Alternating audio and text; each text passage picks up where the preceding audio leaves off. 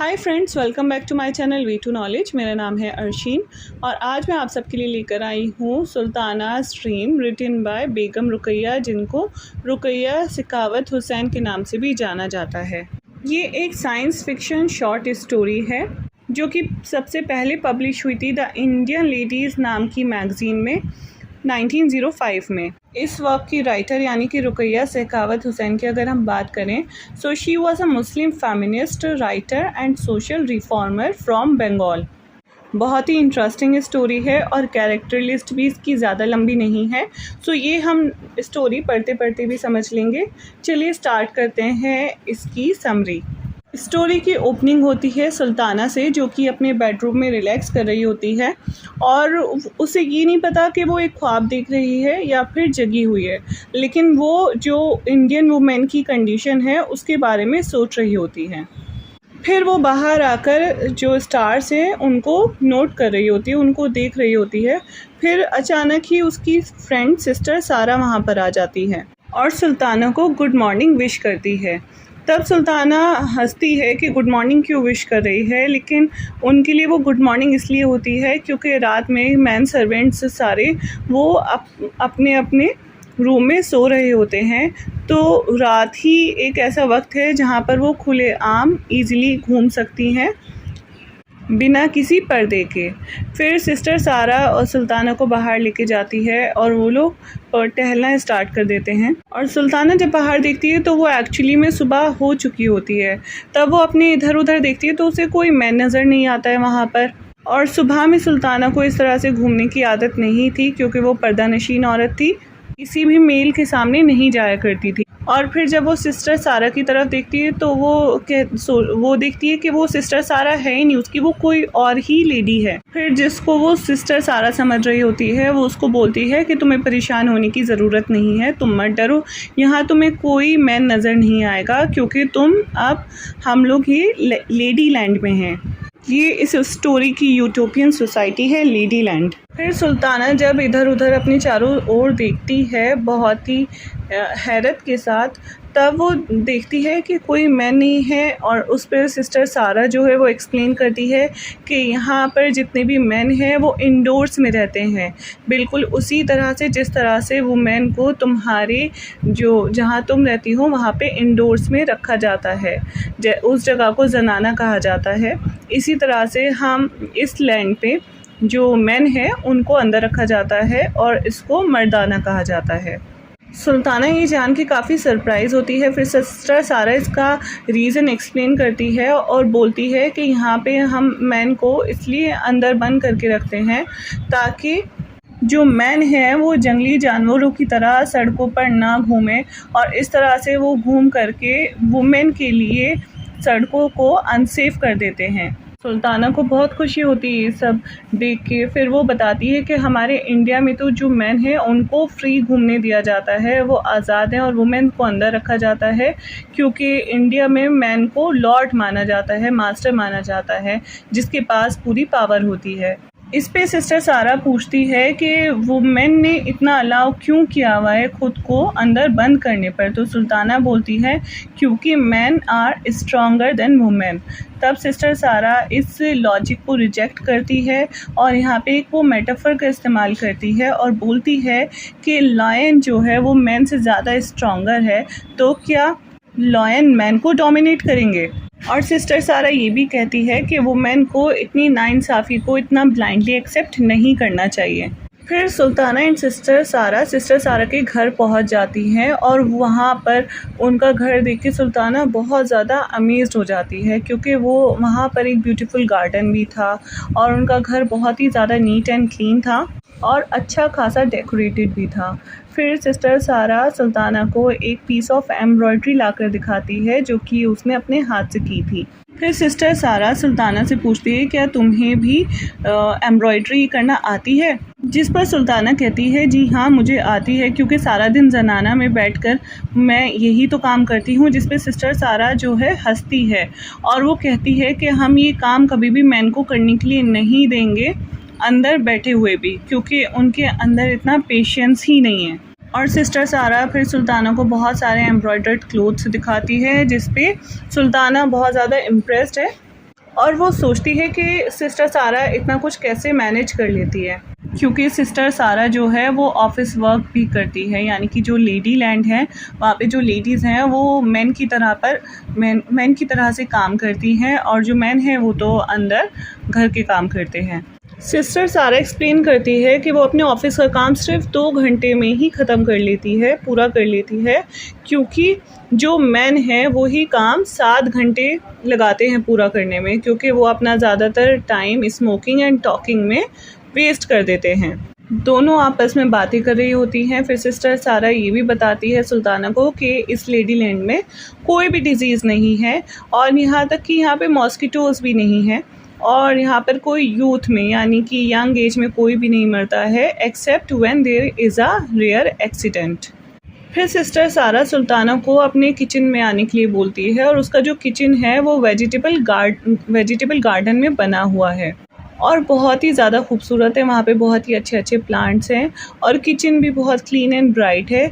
और सिस्टर सारा उसको ये भी बताती है सुल्ताना को कि हमें चूल्हा जलाने के लिए आग की या फिर कोयले की ज़रूरत नहीं होती है, हम इसका इस्तेमाल सोलर हीट से करते हैं। सुल्ताना फिर से सरप्राइज़ हो जाती है कि इतनी अच्छी टेक्नोलॉजी कैसे आई इन लोग के पास। तब वो सिस्टर सारा उसको लेडी लैंड की हिस्ट्री बताती है। सिस्टर सारा बताती है उसे कि जो present queen of lady land है वो जब थ्रोन पर बैठी, वो जब शासन पे बैठी, तब वो सिर्फ 13 साल की थी और उसको साइंस से बहुत ज़्यादा प्यार था। इसी वजह से उसने अपनी कंट्री में जितनी भी लेडीज़ थी, वुमेन थी, उन सबको एजुकेशन हासिल करने के लिए बहुत ज़्यादा सपोर्ट किया, जिसके लिए उसने गवर्नमेंट स्कूल्स इस्टेब्लिश किए, जिसके रिज़ल्ट में जो अंडर एज मैरिज हुआ करती थी लड़कियों की और जो पर्दा हुआ करता था उसका डिक्लाइन हुआ, यानी कि वो ख़त्म हो गया। यूनिवर्सिटीज़ भी इस्टेब्लिश हुई। फिर एक बलून का इन्वेंशन हुआ जिसका काम था एटमॉस्फेयर में से जितना भी वाटर है वो अपने अंदर खींच लेना, और इस प्रोसेस की वजह से जो रेन एंड स्टॉर्म्स थी वो आनी बंद हो गई। इसी वजह से लेडी लैंड में कोई भी मिट्टी या फिर कीचड़ नहीं है। और दूसरी ही तरफ दूसरी यूनिवर्सिटीज़ का इस्टेब्लिशमेंट भी हुआ था, जिन्होंने एक मशीन का इन्वेंशन किया जो कि सन की हीट को कलेक्ट कर सकता है और उसके बाद उसकी जो एनर्जी है उसको रीडिस्ट्रीब्यूट कर सकता है। फिर एक दिन की बात है, जो क्वीन है उसने डिफरेंट कंट्रीज़ के जो रिफ्यूजीज़ थे उनको अपनी कंट्री में लेने से इनकार कर दिया, जिसकी वजह से उनके जो किंग्स थे वो बहुत ज़्यादा गुस्सा हो गए। और दूसरी बात, वो साइंटिफिक अचीवमेंट्स की वजह से, जो वुमेन के साइंटिफिक अचीवमेंट्स है उससे भी जेलस थे, तो उन्होंने बदले में वॉर डिक्लेयर कर दी। फिर सुल्ताना कहती है कि फिर तुम लोगों ने इस वॉर को कैसे जीता। तब वो बोलती है कि किसी भी वॉर को जीतने के लिए वायलेंस की ज़रूरत नहीं है, हमारे पास हमारा दिमाग ही काफ़ी है। फिर उस टाइम जो वुमेन थी they were unable to match the men's military strength, और उन्होंने फिर ब्रेन पावर का यूज़ किया इस वॉर को जीतने के लिए। फिर जो यूनिवर्सिटीज़ थी उसकी लेडी प्रिंसिपल थी, उन्होंने एक प्लान बनाया इस वॉर को जीतने के लिए, और प्लान ये था कि जो वुमेन है वो मार्च करेंगी बैटल फील्ड तक, और जो सन की हीट कलेक्ट की है उससे अपने दुश्मनों पर वार करेंगी। और इस प्लान को एग्जीक्यूट करने से पहले उन्होंने जितने भी मैन थे उनको जनानाज में बंद कर दिया ताकि उन लोगों को कोई हार्म ना पहुँचे। और जब से वो उनका मतलब एक तीर से 2 शिकार हुए, यहाँ पे उन्होंने वॉर भी जीत लिया और जो मैन थे उनको बहला करके जनानाज में बंद भी कर दिया। सो ये हिस्ट्री थी। मैन को जनानाज की जगह इसको मर्दाना नाम दिया गया, मैन को अंदर बंद करने की। फिर सुल्ताना को ये सब सुन के अच्छा तो लगता है, लेकिन फिर वो कहती है कि जो बाकी जॉब्स होती हैं, मेल जॉब्स जैसे कि पुलिसमैन, गवर्नमेंट वर्कर्स, इन सब को कौन पूरा करता है। तो सिस्टर सारा उसको बताती है कि इस तरह के रोल्स की अभी तक हमें ज़रूरत नहीं पड़ी है, क्योंकि जितने भी क्राइम थे मर्दानास को, मैन को अंदर बंद करने की वजह से वो क्राइम भी बंद हो चुके हैं। और अब उनकी सिटी में कोई क्राइम नहीं होता है। सुल्ताना बहुत ज़्यादा खुश थी ये सुनकर और सोचती है कि जब उसकी रियल सिस्टर सारा आएगी, फ्रेंड आएगी उसकी, तब वो इन लेडी लैंड के बारे में उसको बताएगी तो वो लोग कितना खुश होंगे। जहाँ पे मैन सारा घर का काम करते हैं, क्लीनिंग करते हैं, बच्चों को पालते हैं। फिर सुल्ताना सिस्टर सारा से पूछती है कि बाकी जैसे काम होते हैं एग्रीकल्चर प्रोडक्शन के और लेबर के, वो किस तरह से होते हैं। तब सिस्टर सारा बताती है कि ये जो प्लोइंग का काम होता है, लैंड्स में प्लो करने का, वो इलेक्ट्रिसिटी के थ्रू होता है और ट्रांसपोर्टेशन का जो काम है वो एयर ट्रैवल के साथ हो जाता है। जितना भी मटेरियल एंड गुड्स है वो सब एयर ट्रैवल के थ्रू हमारा काम हो जाता है, जिसकी वजह से मैनुअल लेबर की ज़रूरत ही नहीं पड़ती है और यहाँ पे इस काम के लिए कोई ट्रेन्स और रेलवेज़ की ज़रूरत ही नहीं है। और जो बलून एटमॉस्फेयर से वाटर अपने अंदर समा लेते हैं, उन बलून्स का इस्तेमाल इन खेतों में पानी देने का करता है। इस तरह से जितनी ज़रूरत होती है प्लांटेशन में पानी की, उतना ही जाता है और इस तरह से हम फ्लड्स और थंडर स्टॉर्म्स जैसे एक्सपीरियंस से बच जाते हैं। और इस लेडी लैंड का एक सपना है, इस जितना भी लेडी लैंड है इसको एक खूबसूरत गार्डन में तब्दील करना। और ज़्यादातर वो लोग अपनी डाइट में फ्रूट्स ही खाते हैं और बाकी काम वो लोग अपने घर में ही कर लेते हैं, जैसे प्लम्बिंग एंड इरिगेशन, क्योंकि उनके घर में ही ऑलरेडी खुद गार्डन है। फिर सुल्ताना उनके रिलीजन के बारे में जानना चाहती है, जिस पे सिस्टर सारा कहती है। तब सिस्टर सारा बताती है कि यहाँ पे सब एक ही रिलीजन फॉलो करते हैं, that is based on love and truth. और अगर कोई इस रूल को तोड़ता है तब उसको इस लेडी लैंड से निकाल दिया जाता है, लेकिन अगर कोई अपनी गलती की माफ़ी मांगता है तब उसको वापस भी रख लिया जाता है। और इस लेडी लैंड में किसी को भी पनिश नहीं किया जाता, ना ही किसी तरह का वायलेंस किया जाता है। फिर सुल्ताना जो है वो क्वीन से मिलना चाहती है, जिस पे सिस्टर सारा उसको लेके जाती है क्वींस के गार्डन में और वो दोनों जाते हैं एक फ्लाइंग कार से by attaching hydrogen balls, seats, wings and a controller panel to a wooden plank. Hydrogen balls का इस्तेमाल किया जाता है ग्रेविटी से ओवरकम करने के लिए और जो विंग्स हैं वो इलेक्ट्रिसिटी सप्लाई करते हैं ताकि जो कार है वो उड़ सके। जब वो दोनों क्वीन के गार्डन में पहुंचती हैं तब वो देखती हैं जो क्वीन है वो अपने एक 4 साल की बेटी के साथ वॉक कर रही होती है और उसके साथ उसकी कुछ मेट्स भी होती हैं।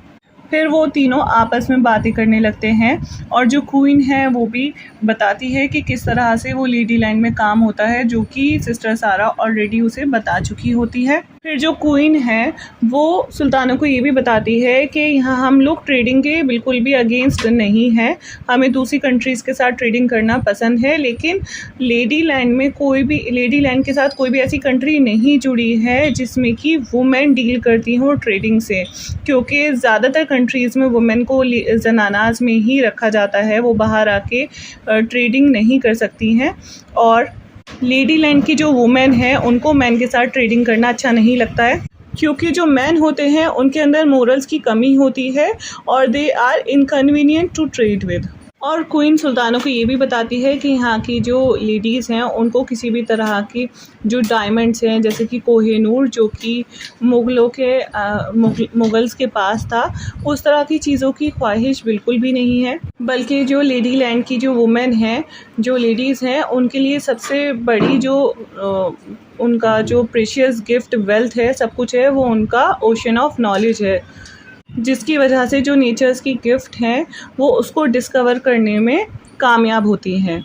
फिर क्वीन से कॉन्वर्सेशन के बाद जो सुल्ताना है वो वहाँ से चली जाती है एंड फिर वो ट्रैवल करती है लेडी लैंड की जो यूनिवर्सिटीज़ हैं वहाँ पर, फैक्ट्रीज़, लेबोरेटरीज़, साइंटिफिक ऑब्जर्वेटरीज़। और जब वो वापस उस कार में बैठती है, फ्लाइंग कार में, तब उसको वहाँ पर नींद आ जाती है और जब उसकी आँख खुलती है तो वो अपने ही बेडरूम में इंडिया में अपने आप को पाती है। ये जो वर्क है ये 100 साल से भी ज़्यादा पुराना है और ये उस टाइम की सोसाइटी के बारे में बता रहा है। जो भी मेल ये स्टोरी सुन रहे हैं, I really don't want to hurt anyone, I just wanted to summarise this story. अगर आपको मेरी स्टोरी अच्छी लगी तो लाइक एंड शेयर ज़रूर करें and please don't forget to subscribe.